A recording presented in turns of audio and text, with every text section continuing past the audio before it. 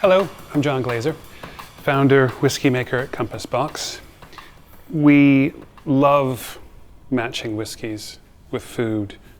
We love matching whiskeys in particular with cheese. And I want to try to inspire you to explore the world of whiskey and cheese pairing because it can be so rewarding. And people think about wine and cheese pairing.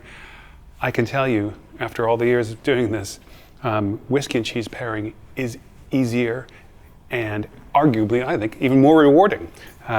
So you did profile one of our limited editions from 2018, Juveniles, with a couple cheeses we've chosen specifically for. We're big fans of what we call here in the UK Farmhouse cheeses. These cheeses have been supplied to us by Neal's Yard Dairy here in London. Farmhouse cheeses, real cheeses, are truly made by hand at the farms. They tend to have a much more feral, complex character than the big supermarket cheeses that we easily can obtain. So we've got Juveniles whiskey. So we've been working with Tim Johnston at Juveniles. We've made whiskeys for him over the years, a great friend of our business. Wine bar in Paris.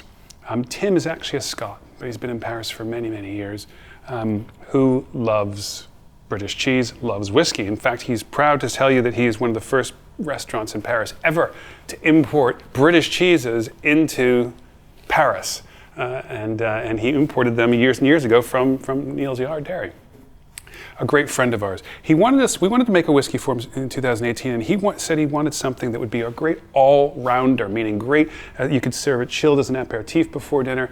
It would work equally well at the end of a meal with cheeses, with his British cheeses. And so this is what we put together. We put together a lovely whiskey filled with malty character and fruity notes, sourcing from distilleries like the Strathmill Distillery, the Balmenic Distillery, the Clynelish Distillery.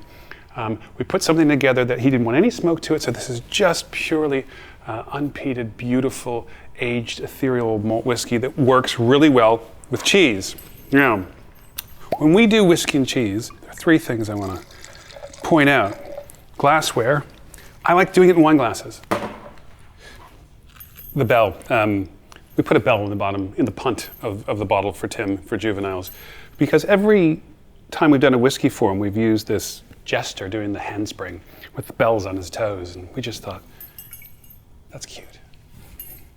I like drinking whiskey in wine glasses, generally speaking. Nosing glasses are great. Those are our nosing glasses we use behind me here in the blending room. But the name itself tells you exactly what they're not for. They're not for the pleasures of drinking, like a wine glass. Nosing glasses are for nosing. So you can get a great hit of aroma swirling out of the glass in a wine glass. So we like wine glasses. Temperature is really important too.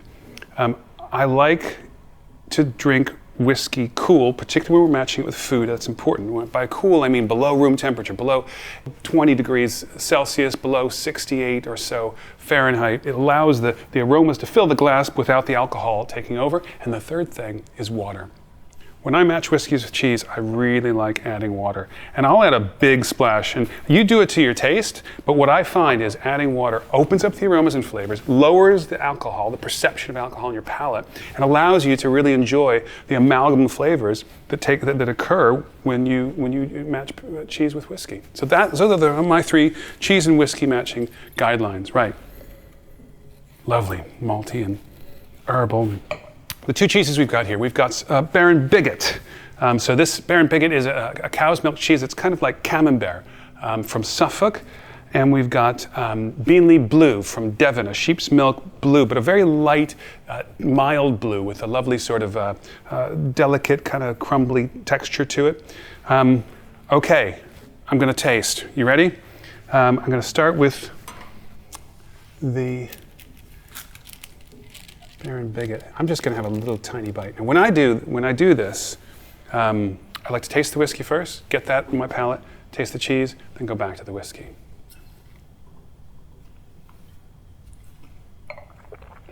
I'm going to do this in a very informal way, so forgive me.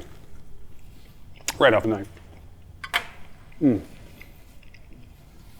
Creamy, almost mushroomy character to it, which is lovely. Now hang on.